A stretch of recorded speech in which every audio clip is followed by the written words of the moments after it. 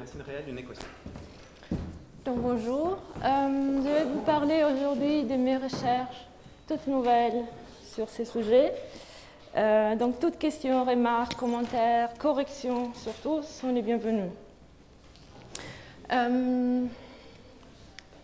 Voilà, moi j'ai commencé avec ces deux articles de Sturm, 1829. C'est les premiers articles, ça fait à peu près 4 pages où il y a l'énoncé de son théorème, très fameux d'algèbre, qu'on va voir après.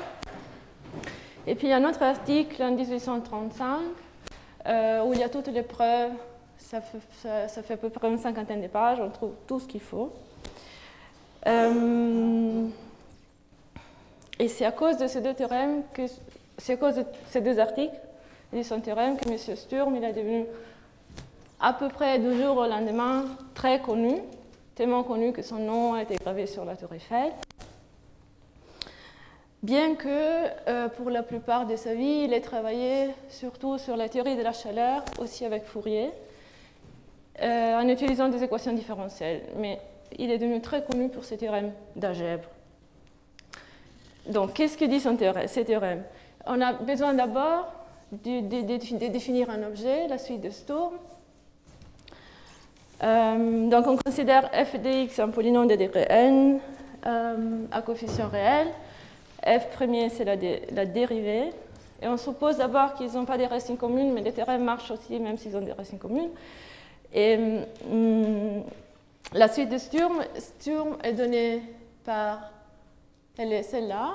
Donc on a les polynômes, sa dérivée, et puis on a les restes de la division polynomiale des deux termes qui précèdent au signe près. Donc il faut changer de signe. Le théorème dit que si on considère ces polynômes sur un intervalle, d'abord ouvert, mais ça marche aussi si l'intervalle est fermé, et on considère les chaînes de Sturm, on les évalue aux extrêmes de l'intervalle, et puis on compte les changements de signes qu'il y a dans ces suites. Et bien, la différence des changements de signes de la première suite de Sturm évaluée dans l'intervalle A avec les nombres de signes de la deuxième suite de Sturm évalués à l'extrême B, ça donne les nombres des racines réelles du polynôme sur l'intervalle. Des remarques, le théorème vaut aussi pour l'intervalle fermé, vaut aussi s'il y a des racines multiples.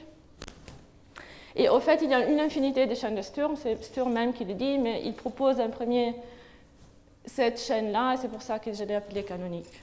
Donc, un exemple. Si on considère ces polynômes A, x4 plus x3 moins x moins 1 sur R, la chaîne de Sturm, c'est ce qu'on voit là-bas. La suite de Sturm, c'est entre parenthèses, donc on a plus, moins, plus, plus, moins. On a donc 3 changements de signe. La deuxième, c'est plus, plus, plus, changement de signe, moins, moins. Il n'y a qu'un seul changement de signe. Le théorème dit, ben, alors il y a deux racines réelles sur R. Et en effet, on factorise les polynômes comme ça. La preuve. Donc l'idée, c'est Sturm considère que l'inconnu bouge d'une façon continue d'un extrême à l'autre. Et quand l'inconnu croise une racine alpha du polynôme, ce qui se passe, c'est qu'un changement de signe est transformé dans une permanence de signe. Donc on perd un changement de signe. Au fait, il n'y a que deux cas possibles, ces deux cas-là. Une grande partie de la preuve, c'est de montrer qu'il y a ces deux cas possibles et que ces deux cas possibles, et en particulier que c'est les polynômes f de x, par exemple, avant la racine alpha un signe négatif, alors la dérivée doit avoir un signe opposé. Ça, c'est une grande partie de la preuve. C'est une preuve en fait assez élémentaire. On n'utilise que des arguments élémentaires, le théorème de Taylor et le fait que x bouge d'une façon continue. Donc, c'est ce qui se passe, c'est que on considère que le premier tableau. Donc, alpha est une racine de f. Donc là, c'est 0. On a supposé qu'avant alpha, les polynômes sont négatifs, puis ils changent de signe. Sturm montre que la dérivée doit être des signes opposés. Elle ne change pas de signe parce qu'on a assumé qu'ils n'ont pas des racines communes, f et sa dérivée. Et donc on voit que là, il y a un changement de signe, et on perd ce changement de signe ici parce qu'il y a une permanence de signe. Ensuite, si x croise une racine d'un autre polynôme qui est dans la chaîne de Sturm, dans la suite de Sturm, ben ça, il ne se passe rien. Ça, c'est la chose intéressante. Donc, ni on perd, ni on gagne des changements de signe. Et le même vaut si plusieurs polynômes de la chaîne de Sturm ont la même racine. Donc, ce qui est intéressant ici, c'est que la suite de Sturm perd un changement de signe à chaque fois, et seulement à chaque fois, où l'inconnu x croise une racine du polynôme. Ce qu'on va voir dans l'exemple suivant, d'abord une remarque, quand ça a l'air tout très simple, ça peut être un peu compliqué d'un point de vue calculatoire si les racines sont, par exemple, si les racines sont très proches. Il peut y avoir des calculs assez longs. Et Sturm même essaie de corriger ces problèmes en utilisant aussi la méthode des fractions continues de Lagrange dans son article de 1835. Donc un exemple vite fait de comment...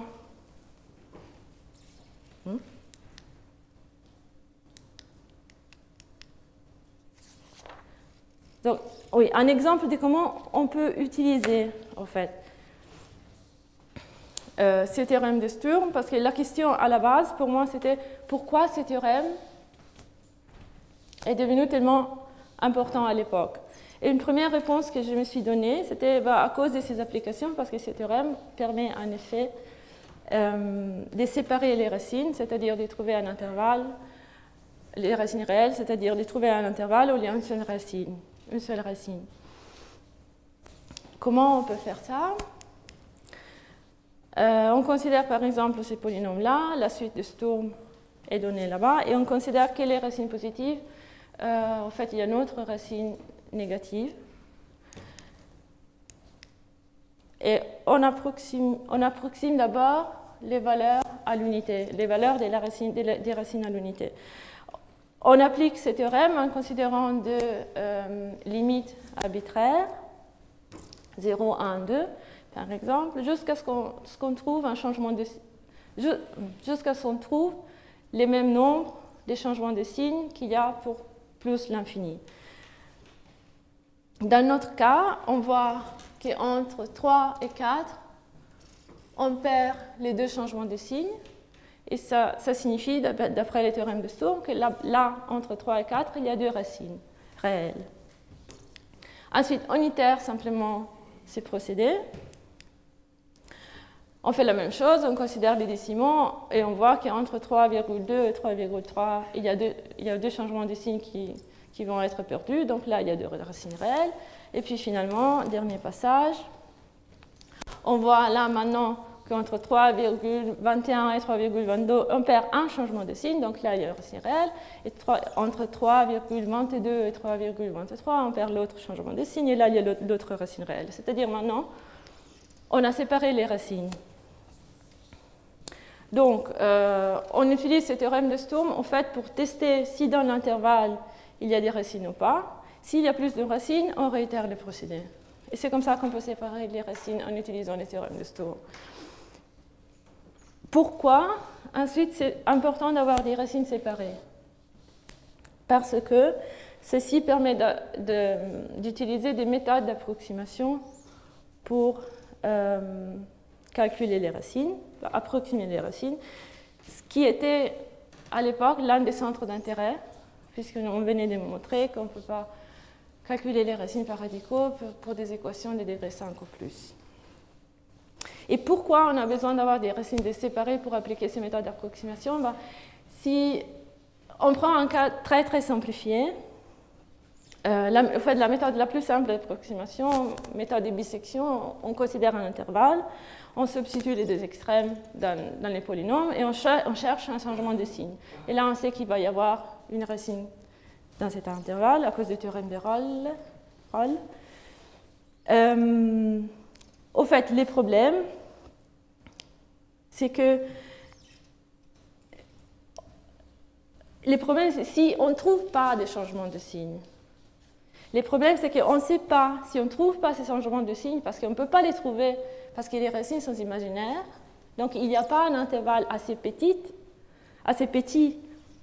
même si on rétrécit l'intervalle, on ne va pas trouver de changement de signe parce que les racines sont réelles. Ou si c'est juste qu'il faut que je continue la procédure jusqu'à ce que je trouve un changement de signe. Mais ça, on ne peut pas le savoir a priori. Et ça, c'est justement l'intérêt de ce théorème de Sturm. Quand on est arrivé à avoir des racines séparées, on a évacué ces problèmes-là. Parce qu'on sait que dans cet intervalle, il y a une racine réelle. Et puis, je fonce et je l'approxime. Avec, par exemple, la méthode de Newton d'approximation avec les tangentes, ou la méthode de Lagrange de fraction continue. Cela dit,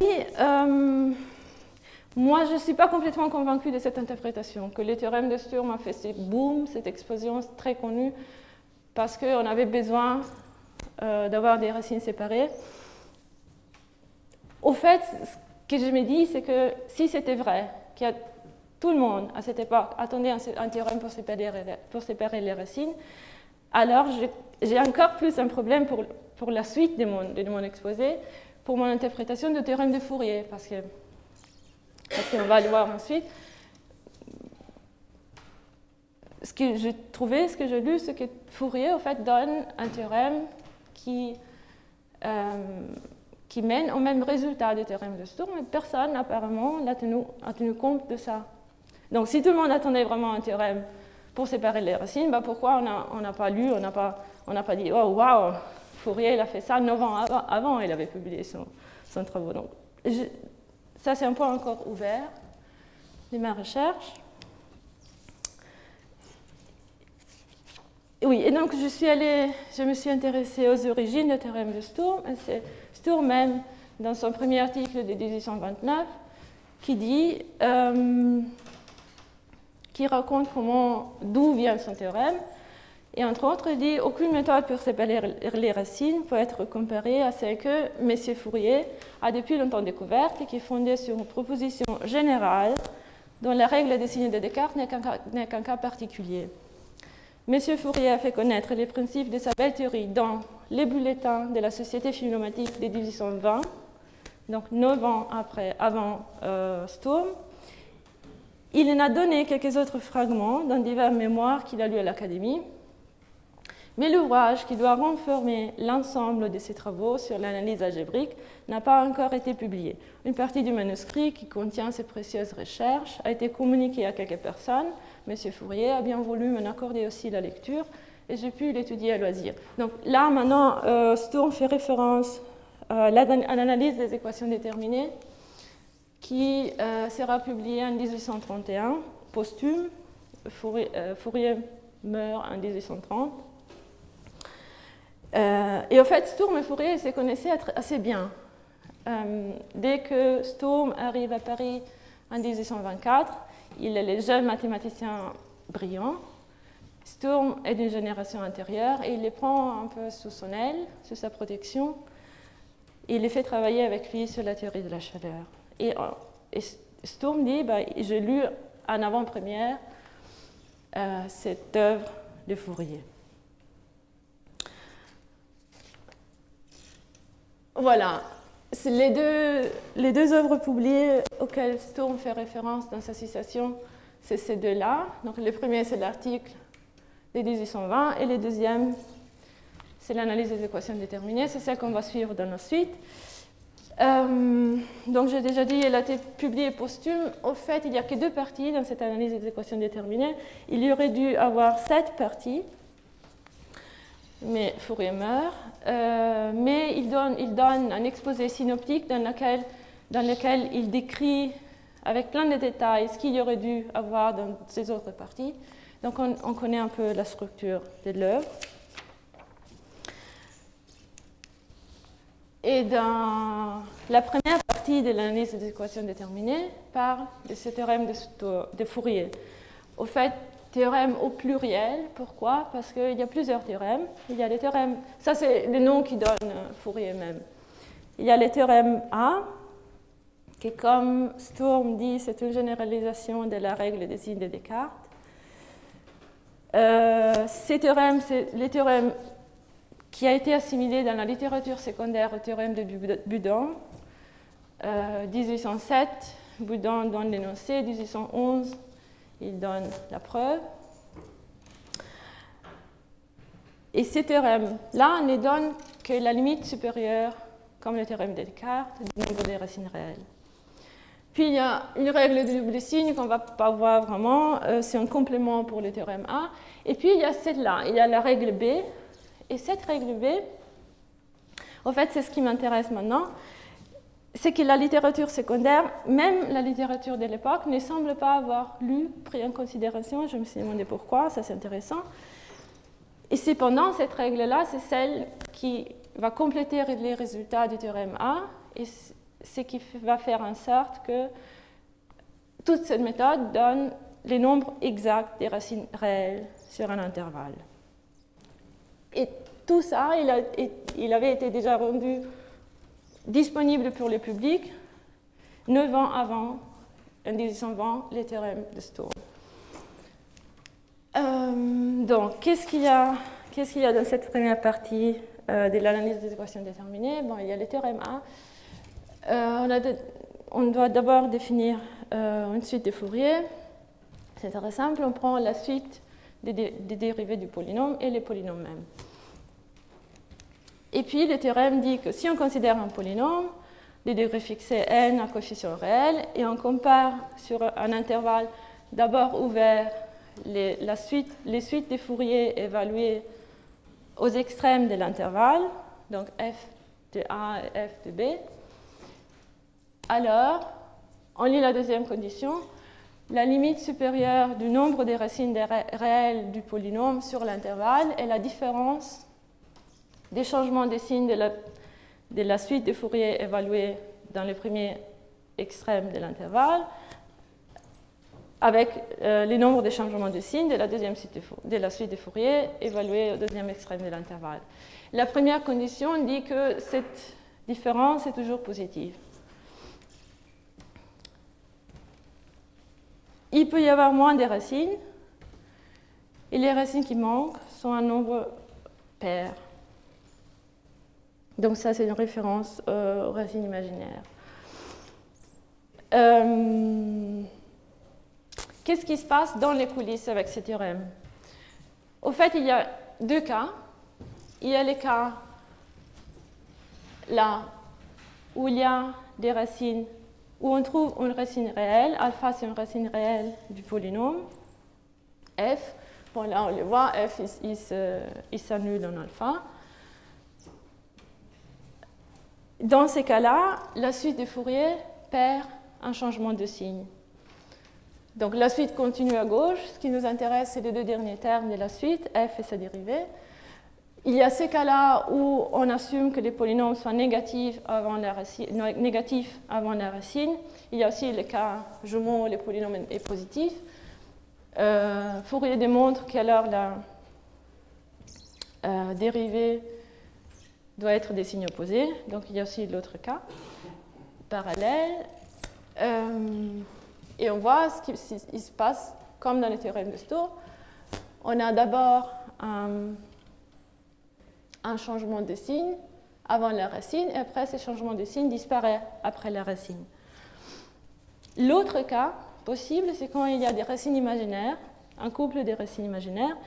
Dans ces cas, il y a un polynôme de la suite de Fourier qui s'annule pour alpha, disons fr, la rème dérivée, alpha qui n'est pas une racine du polynôme aussi. Et ce qui se passe, c'est que là, il y a un changement de signe avant la racine, et là, il y a un autre changement de signe avant la racine. Et après la racine, ces deux changements de signe disparaissent. C'est-à-dire, deux changements, la suite des Fourier, dans le cas des racines imaginaires, va perdre deux changements de signe à la fois. Donc ça a l'air très simple, mais c'est une explication a posteriori. C'est-à-dire, je connais déjà la nature des racines. Si on ne la connaît pas, le théorème est ambigu.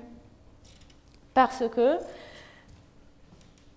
si le théorème indique qu'il y a deux racines ou plus de deux racines, on ne peut pas être sûr si ces deux racines ou plus, c'est des racines réelles, un nombre pair, ou si c'est des racines imaginaires. Donc on va les voir dans l'exemple suivant. Voilà, on considère ces polynômes de degré 5. La suite de Fourier, c'est celle-là. Et on considère des limites arbitraires, moins 10, 1, 0, moins 1, 0, 1, 10. Et voilà, on substitue ces limites dans la suite de Fourier et on regarde les changements de signes qu'on obtient, on obtient le tableau suivant. Et on regarde les deux premières lignes, moins 10 et moins 1. Moins 10, c'est comme moins l'infini, il n'y a que des changements de signes. Et puis on compare, on arrive à la fin. Et là, on voit qu'on perd un changement de signe, parce que là, il y a un changement de signe, on l'a perdu. Donc le théorème dit il y a une racine et doit être réelle entre moins 10 et moins 1. Même chose, je compare entre moins 1 et 0. C'est là qu'on perd un changement de signe, là, un changement de signe de la permanence. OK, il y a une racine réelle entre moins 1 et 0. Et maintenant, le problème, c'est là, parce que là, on perd trois changements de signe, et on ne sait pas, une racine doit être réelle, mais on ne sait pas qu'est-ce qui se passe avec les deux autres. Donc, ça, c'est l'ambiguïté du théorème. Ce qui se passe pour la règle de Descartes aussi, ce qui se passe pour le théorème de Budon aussi. Ensuite, j'ai parlé de règle de double signe, je ne vais pas en parler à ce moment. Au fait, c'est une règle qui tient compte du cas limite. Qu'est-ce qui se passe si par hasard, j'ai choisi une valeur alpha que je substitue dans la suite de Sturm, et cette valeur alpha, c'est une racine d'un des polynômes de la suite. Si c'est le polynôme dont je veux calculer les racines, bon, c'est fait, j'ai eu de la chance. Si c'est un des polynômes dérivés, cette règle permet de distinguer si dans ces cas, il s'agit d'un couple de racines imaginaires du polynôme qui nous intéresse, ou si simplement il n'y a pas de racines en C alpha qu'on a considéré. Donc ceci permet de travailler avec des intervalles fermés au lieu des intervalles ouverts. Dorénavant, je vais parler que des intervalles fermés. Et après, il y a la règle B. Donc l'idée derrière la règle B est d'appliquer récursivement le théorème A, pas seulement aux polynômes qu'on considère, mais aussi à toutes ces dérivées.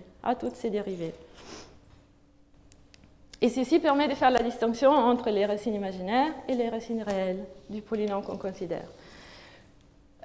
Donc, il faut définir les indices et les suites d'indices. L'indice delta I de la ième dérivée du polynôme est la différence entre le nombre de changements de signes de la séquence de la suite de Fourier du polynôme dérivé évalué en A et le nombre de changements de signes de la suite de Fourier du polynôme dérivé évalué en B, dans les extrêmes de l'intervalle. Et la suite d'indices, on prend simplement tous les indices et on fait la suite. Une remarque, la suite de Fourier du polynôme dérivé correspond à la suite de Fourier du polynôme qu'on considère, coupé au ième terme. Ce qui a l'air un peu abstrait, mais on va voir un exemple. Voilà, et puis d'après le théorème A, cet indice, delta I, de la ième dérivée, correspond à la limite supérieure des nombres des racines réelles du polynôme dérivé. Voilà l'exemple. Alors, la suite d'indices, c'est c'est cette suite de nombres-là au milieu. Là-haut, il y a les polynômes dérivés de la suite de Fourier. Et puis, on regarde ce qui se passe aux extrêmes A et B de l'intervalle. On substitue les A, par exemple, dans la suite de Fourier, et on trouve cette séquence des signes. Et celle-là, quand on substitue B. Et puis, on regarde. On commence de ce côté-là, à gauche, à droite. La énième dérivée d'un polynôme de degré m, c'est un nombre. Donc, c'est évidemment le signe est fixé. Donc, ici, le premier terme de la suite des indices est toujours 0.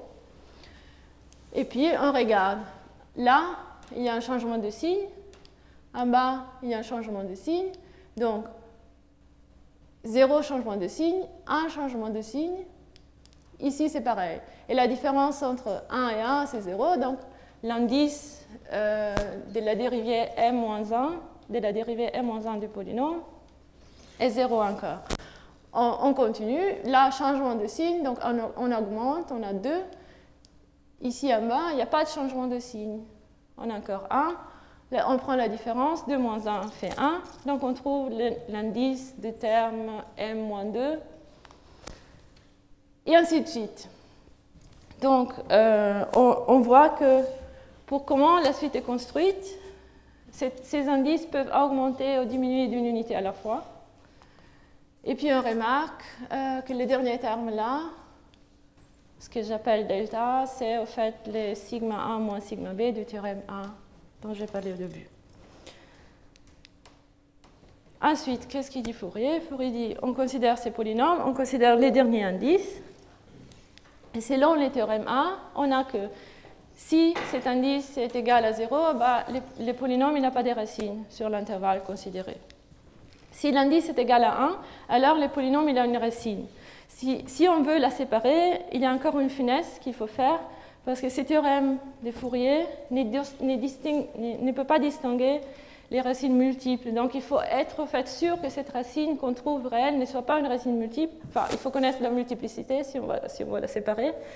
Pour connaître la multiplicité, pour être sûr que c'est une racine simple, disons comme ça, on veut être sûr que les polynômes et ses dérivés n'ont pas des racines communes. Donc, on regarde la suite d'indices. Non. Laissons comme ça. On regarde la suite d'indices, elle se termine par un 1, on l'a supposé, et on veut en fait trouver juste avant que l'indice de la dérivée première soit 0, parce que dans ces cas, ça signifie le polynôme il a une racine et la dérivée il n'a pas de racine dans cet intervalle. Et ça, on l'obtient en rétrécissant, en prenant un intervalle plus petit. C'est une petite finesse. Le cas qui est intéressant, c'est si le dernier indice est 2 ou plus. Dans ce cas, on sait qu'il y a plusieurs racines, on ne sait pas si elles sont réelles ou pas réelles. C'est le cas qui nous intéresse. Et dans ce cas, Fourier il dit, on regarde la suite d'indices et on cherche, en partant de la droite à la gauche, dans ce sens-là, on cherche les premiers indices égal à 0. On suppose que le premier indice égal à 0 correspond à la dérivée RIM du polynôme. Là, il se passe nécessairement que l'indice à sa droite du polynôme R-1 est égal à 2, parce que j'ai cherché le premier indice qui est égal à 1, et la suite d'indices ne peut pas croître ou diminuer d'une unité à la fois. Bon. Mais il peut se passer, et puis on regarde ce qui se passe à sa gauche. Il peut se passer, si cet indice est 0, c'est bien, c'est le cas standard, c'est ce que je veux pour continuer. Si ce n'est pas 0, bah, je rétrécis, je prends un intervalle plus petit.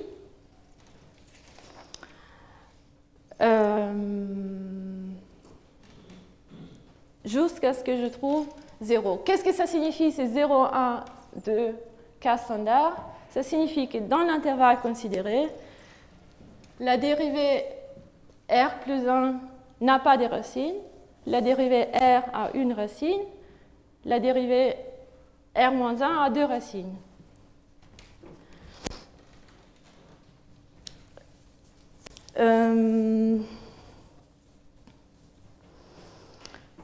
Voilà.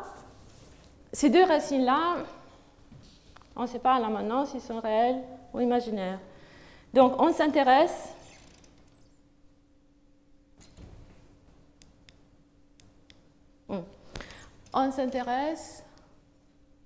à cette différence-là, où la dérivée R-1 apparaît, qui avait deux racines, et la dérivée R apparaît, qui a une racine. Et puis on compare cette différence avec la longueur de l'intervalle. Là, ça nous donne une condition.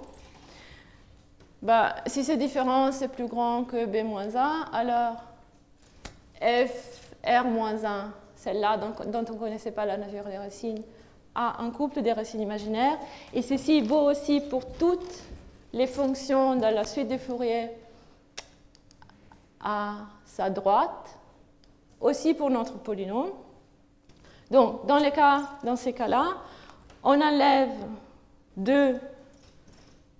les nombres 2 des indices de toutes les fonctions de la suite de Fourier à la droite de f R-1.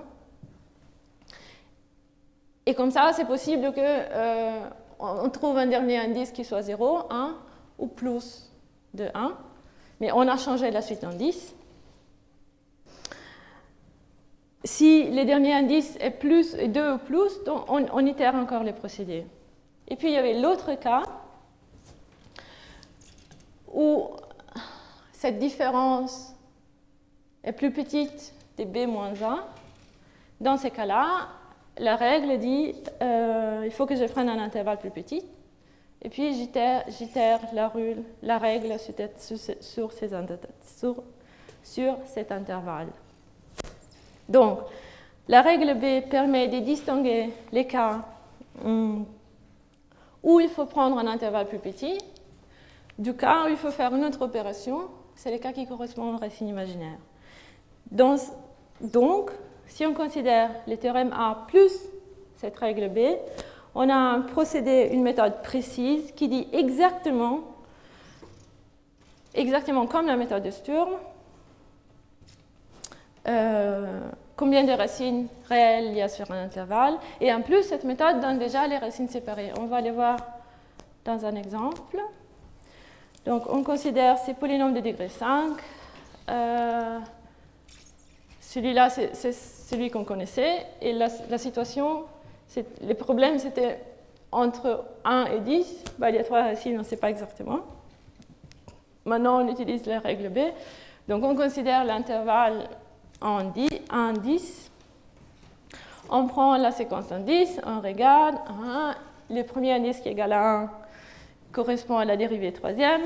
On regarde ce qu'il y a à gauche et à droite. 0, 1, 2, c'est les cas standards. Donc, la règle me dit ce qu'il faut faire dans ces cas.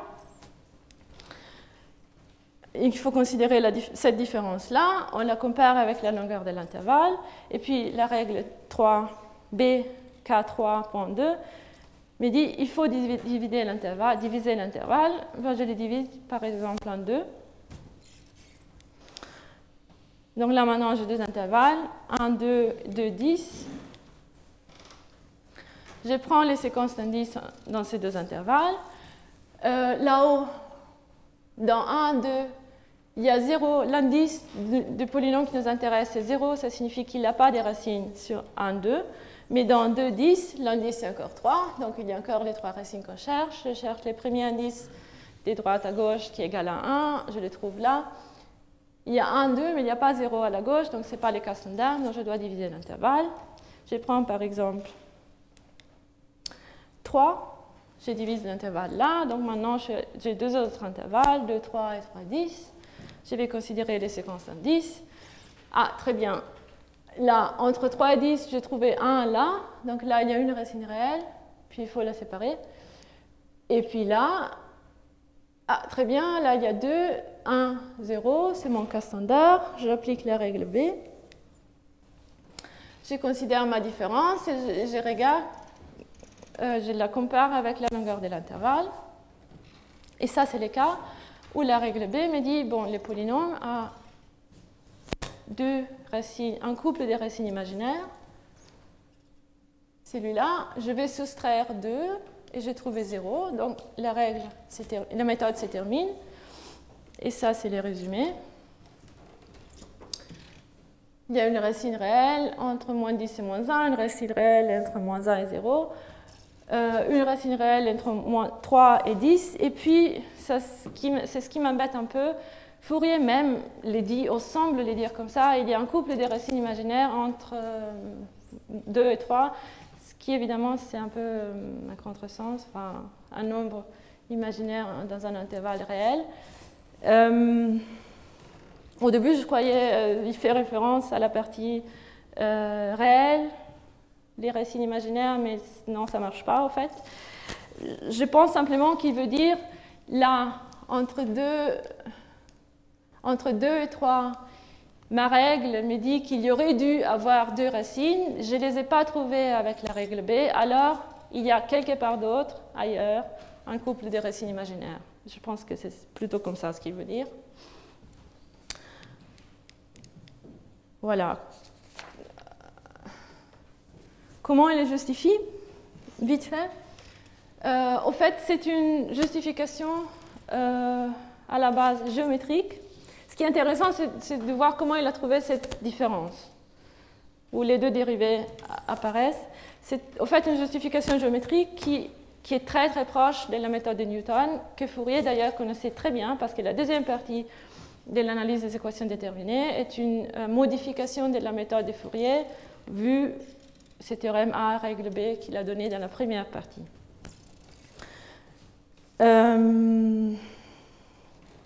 Il n'y a que 2 cas qu'on considère, on fait une simplification, on saute. Et Fourier dit qu'il est facile de représenter les propriétés des figures par des propriétés des figures, les relations entre elles, les fonctions qu'on considère dans cet exemple-là. Et en fait, il y a ces 2 cas. Ces 2 cas qui sont là. Ces 2 cas nous intéressent. Et Fourier dit on pourrait substituer dans f de x. Donc la question est, je veux savoir si un gamma, je veux savoir si cette fonction dans les graphes est là-haut.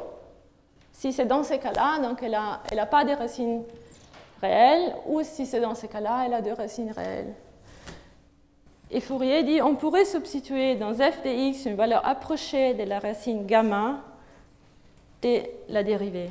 Si les résultats de cette substitution ont un signe différent de celui aux extrêmes, on est assuré que les 2 racines sont réelles. Et elles se trouvent séparées. Et on les sépare. A gamma contient la première racine et gamma B contient la deuxième racine. Mais s'il est le même de celui de f de A et f de B, c'est dans ces cas-là. Donc si les graphes de la fonction est toujours positif, la nature des racines demeure incertaine, car on ignore si en substituant dans f de x une valeur encore plus approchée de gamma, on ne trouverait point un signe différent de celui de f de A et f de B. Cette difficulté se présenterait nécessairement toutes les fois que ces racines seraient imaginaires. Donc, ça, c'est le problème que j'ai esquissé avec la méthode de bisection tout à l'heure.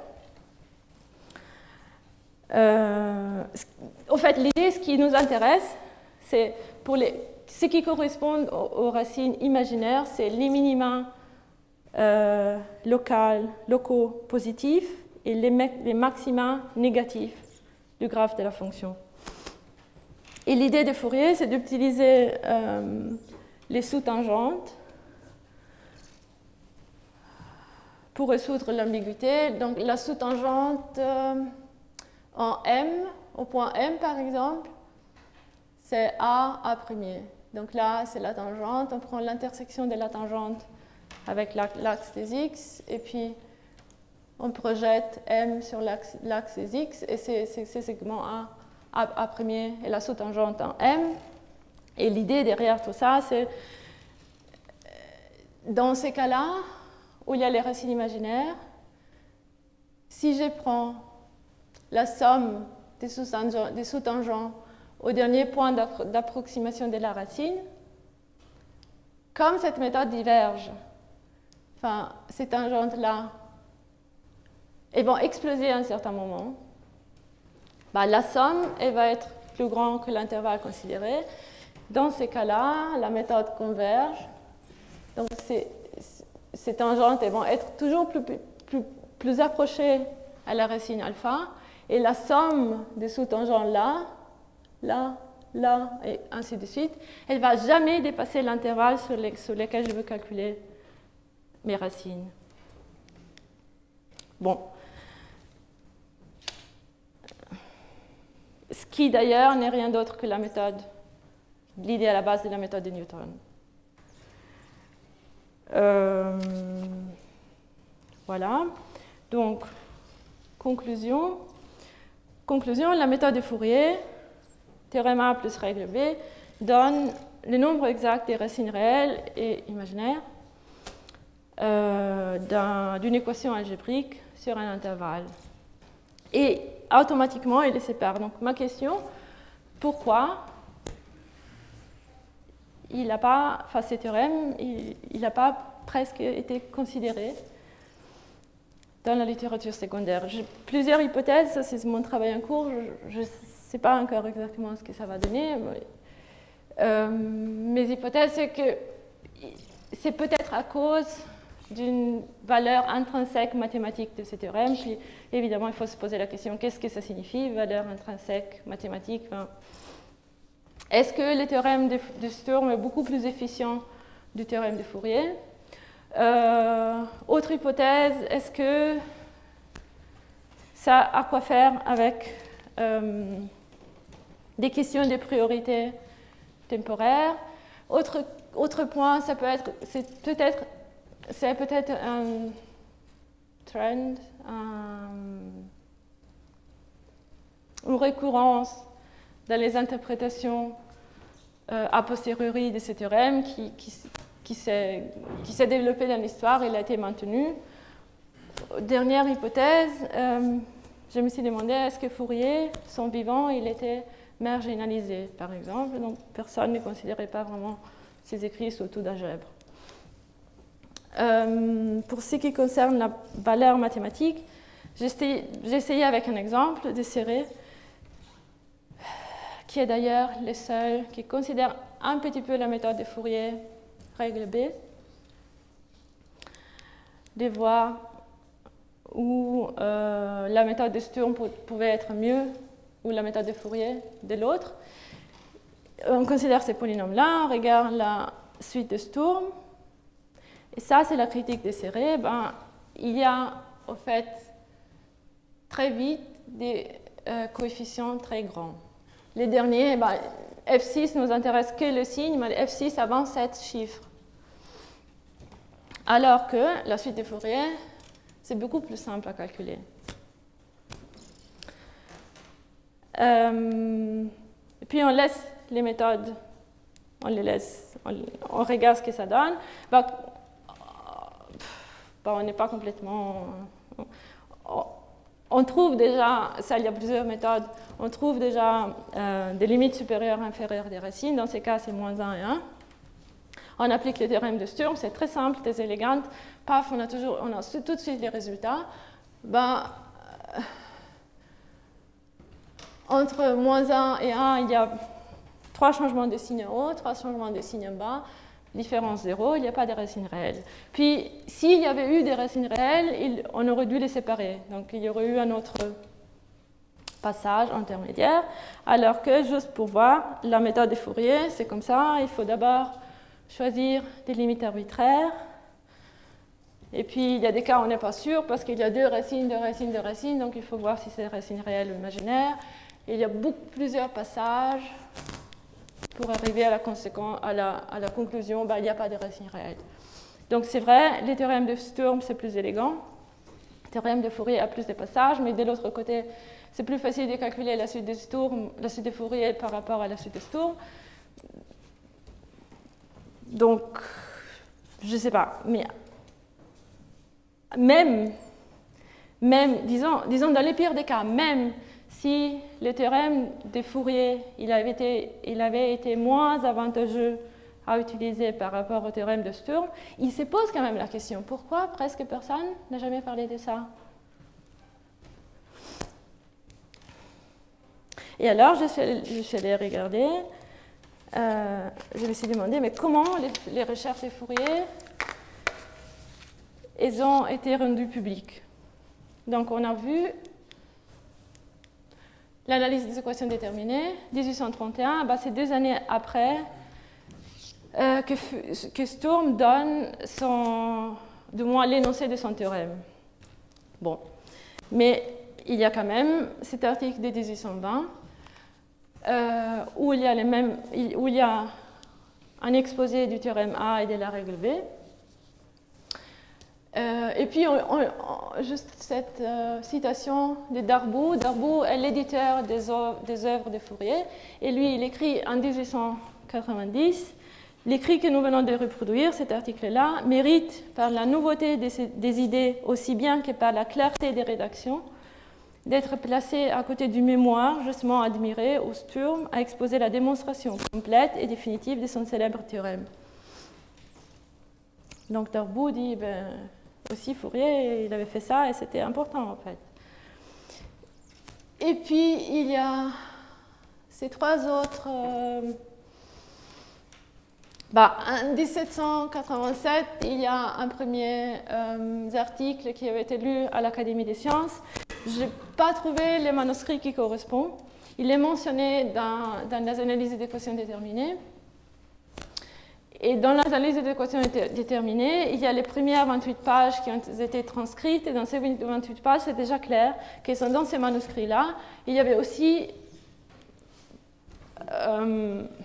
il y avait aussi la sous-tangente qui était utilisée pour faire la distinction entre racine imaginaire et réelle, mais pas la règle B complète. Mais l'idée, elle était déjà là en 1787. Ensuite, Fourier, il a donné des cours à l'école polytechnique dans ces 2 cours-là, avant et après l'expédition en Égypte avec Napoléon.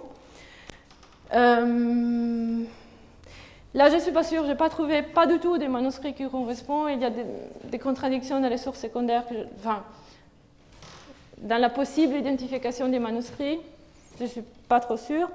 Mais en 1804, il y avait un autre article, jamais publié, mais là, j'ai trouvé les manuscrits. Et là, il y a les parties les plus importantes de l'analyse des équations déterminées. Il y a le théorème A et la règle B. Donc, admettons que jusqu'à 1804, ils n'étaient pas publiés, personne ne les connaissait, mais en 1820, quand même, ça a été publié.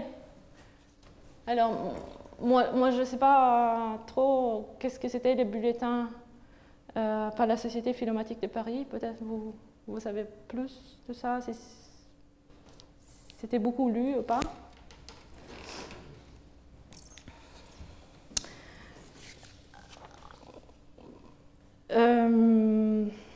Voilà, ça c'est pour ce qui concerne la publication, la diffusion des travaux de Fourier, travaux algébriques de Fourier, et puis il y a la réception. Derrière cette réception, il y a une dispute avec Budon. Donc, on va lire ce qui est écrit là. Là, c'est Poisson qui écrit à Fourier en 1807. Cette lettre est transcrite dans l'analyse des équations déterminées. Et Poisson dit « Un docteur en médecine », ça c'est Budon, qui était un mathématicien pas professionniste, vient de publier un ouvrage sur la résolution numérique des équations. Le docteur a entrevu votre théorème sur les changements de signes. Il a de fortes raisons de penser qu'il a lieu dans le cas des racines imaginaires.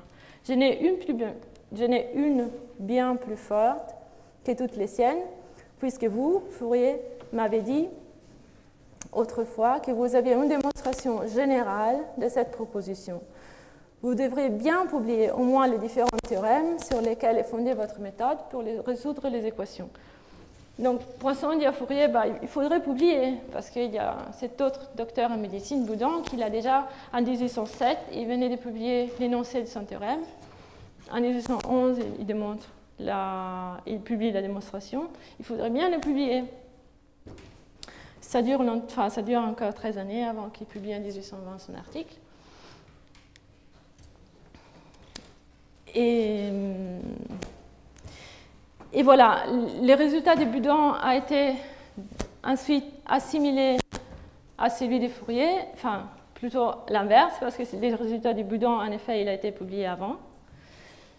C'est aussi, comme je l'ai dit, un résultat qui ne donne que comme la règle de Descartes, une limite supérieure des racines. Et puis, à un certain moment, c'est quelque chose que je dois encore regarder bien comment ça s'est passé, cette dispute avec Boudon. Enfin, à un certain moment, il y a des gens qui disent « Ah non, Fourier était le premier, parce qu'il avait déjà, en fait, trouvé ces résultats, mais il ne les avait pas publiés. » Il y a d'autres gens qui disent « Non, Boudon, c'était le premier, parce qu'il les a publiés en 1807, et Fourier n'avait pas encore publié. » Au fait, ce n'est pas trop clair, parce que la première citation que j'ai trouvée à faveur des Boudon, c'est 1833. Donc, c'est après la mort de Fourier même. Et ça c'est étrange. Enfin, Arago écrit « Les théorèmes qui servent de base à cette méthode a été d'abord publié par M. Boudon. » Et il écrit où ça? Il écrit dans l'éloge pour la mort de Fourier. Ça, c'est quand même singulière.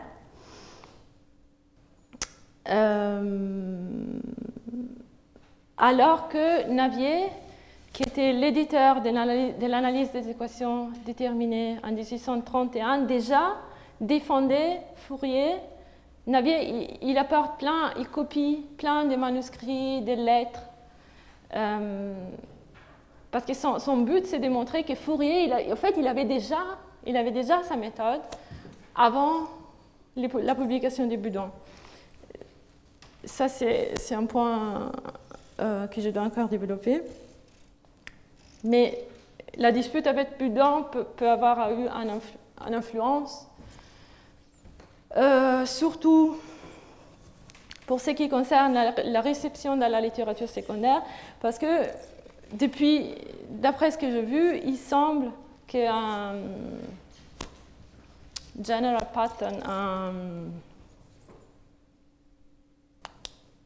un pattern qui se représente régulièrement, c'est que la littérature secondaire, et ça je parle par exemple des manuels d'algèbre de l'époque, Fourcy, 1863, Bourdon, 1848, pas que français, il y a Weber, mais aussi dans la littérature très récente. La plupart assimilent les résultats de Boudon avec les théorèmes A de Fourier, et puis ce théorème B, il a disparu complètement. Enfin, puisqu'ils ont assimilé ces deux résultats, on ne lit plus ce théorème B.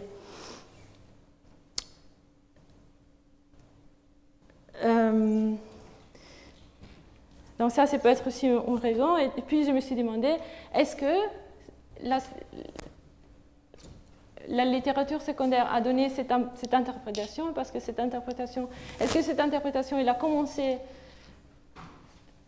quand Fourier il était déjà vivant, par exemple? Est-ce que les rôles,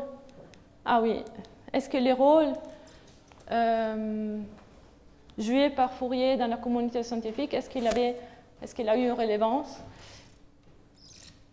D'abord, avant de passer à la dernière slide, juste, il y a une exception. Le seul que j'ai trouvé qui parle de Fourier et de sa règle B, c'est Serré, en 1866, dans son manuel d'algèbre. Il parle de cette règle B, mais comme il y a plein de passages, c'est un peu compliqué. Il esquisse juste les passages, et on voit très bien que son but n'est pas d'expliquer aux étudiants comment on peut vraiment l'appliquer. C'est juste pour connaissance. Mais quand on lit ça, puis on n'a pas les moyens pour vraiment l'appliquer.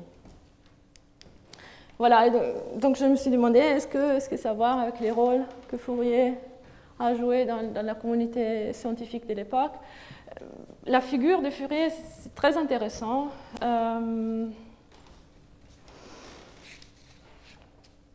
Il était politiquement très engagé.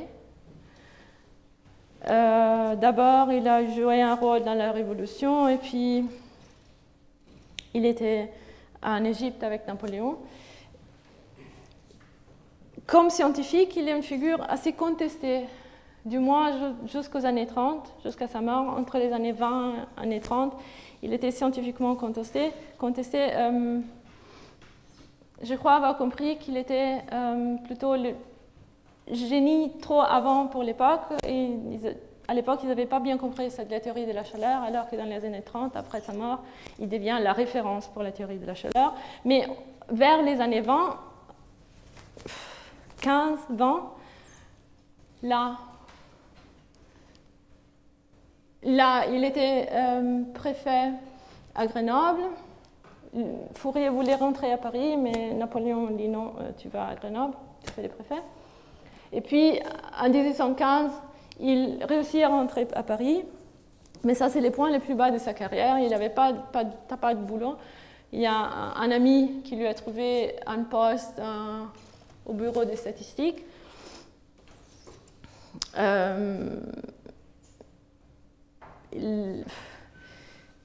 Il y a un compte rendu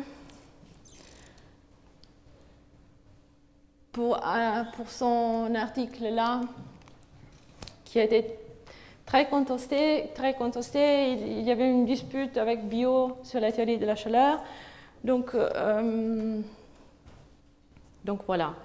Je me suis demandé si c'est peut-être à cause de ça que son article de 1820, à cette période où sa carrière en tant que scientifique n'était pas des meilleures, est-ce que ça a eu une influence avec ça, à cause de ça? Et moi, je finis. Merci de votre attention. Merci, ça va prendre quelques minutes.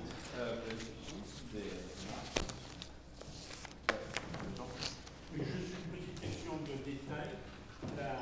La règle de Sturm, est-ce qu'elle fonctionne quand il y a des racines multiples? Oui. Donc il n'élimine pas les racines multiples avant? Non. Les deux règles ne voient pas les racines multiples. Et est-ce que comment il le fait exactement? Il donne dans son article de 35, je pense qu'à un certain moment, il y a une preuve si les polynômes et sa dérivée ont des racines communes, qu'est-ce qui se passe? Et il y a une modification de la preuve, donc le théorème fonctionne aussi pour les racines multiples. Et est-ce qu'une autre question, mais très courte, est-ce qu'il a enseigné, quand il était à Polytechnique, est-ce qu'il a enseigné son théorème? Fourier? Non, Sturm. Sturm. Quand il était au Polytechnique? Il était professeur d'analyse à Polytechnique. Ah, ça c'était après. C'était quoi, dans les années 40 peut-être? Des années 40, il était là. Je ne sais pas. Je sais plus exactement, mais ce qui est sûr, c'est qu'il a enseigné très vite. C'est sûr, c'était que? C'est qu'il a enseigné très vite. C'est, à mon avis, une des raisons de sa postérité.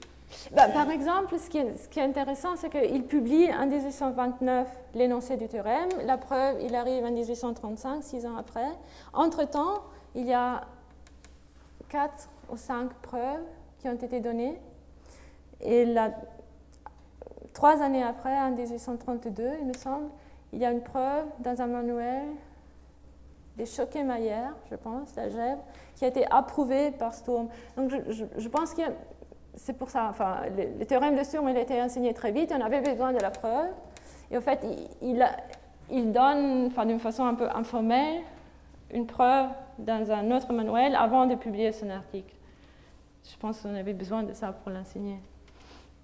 Mais à propos de l'enseignement, pour Fourier, on sait que quand il était encore étudiant à Auxerre, il cherchait à obtenir une preuve de la règle de Descartes, et que ses professeurs en fait n'en connaissaient pas, et que ensuite, visiblement pendant toute sa vie, il a cherché à produire des preuves, et c'est Jean d'Ambre qui affirme que dans son cours d'analyse à Polytechnique, il donne 3 preuves. Donc là, ça vaudrait la peine de se demander si ça ne correspond pas aux 3, oui. aux 3 règles qui sont publiés ensuite à titre posthume. C'est Jean Dom qui dit ça. Ouais, qui dit ça. Et alors, simplement par rapport à ça, Fourier lui-même, il appelle toujours ça règle de Descartes. Même les extensions. Donc, sur la question de la postérité, je pense que ça peut jouer un rôle parce que, vu qu'on continue à appeler ça règle de Descartes, il n'y a pas de raison de l'appeler théorème de Fourier. Oui, 1820, les premiers articles où il y a cette règle B publiée, il s'appelle sur l'usage du théorème de Descartes et des recherches dans les... Oui, ça c'est aussi une bonne idée. Oui. D'autres questions? Yannick? Sur le théorème de Budon, il y a un truc que je n'ai pas très bien compris, qui est le théorème A. Est-ce que c'est exactement les mêmes ou est-ce qu'ils ont été assimilés à la même chose? Il y a une petite différence, parce que pour moi c'était la même chose. Mais... Tu l'as pas bien compris parce que, oui, théorème de Budon, je ne connais pas encore, je n'ai pas vraiment regardé, mais ce que j'ai vu, c'est que maintenant, on dit théorème de Budon-Fourier. Je me demande aussi, est-ce qu'ils sont exactement la même chose? Ça, je ne sais pas encore la question, il faut que j'y travaille sur ça. Juste un point sur la place de Fourier dans la communauté scientifique. Quand même, dans les années 20, il était secrétaire perpétuel de l'Académie des sciences, donc il avait quand même un poids scientifique important. Il était secrétaire perpétuel de l'Académie au moment de sa mort. Donc, justement, à ce moment-là, il a pu justement faire publier tous ses mémoires sur la chaleur, tout ça qui était resté un peu non publiés, ils ont été publiés à ce moment-là. Donc je pense qu'il avait quand même plus de pouvoir à ce moment-là. Au moment de sa mort, il y avait vraiment une place institutionnelle. Je pense au moment de sa mort, oui. À partir de quoi il est secrétaire perpétuel, mais je vais peut-être écrit. Un peu après 1820, il est secrétaire perpétuel. Non, enfin, je ne l'ai pas écrit. Il y a plusieurs années. Donc le poste numéro 1 à l'Académie des sciences. Donc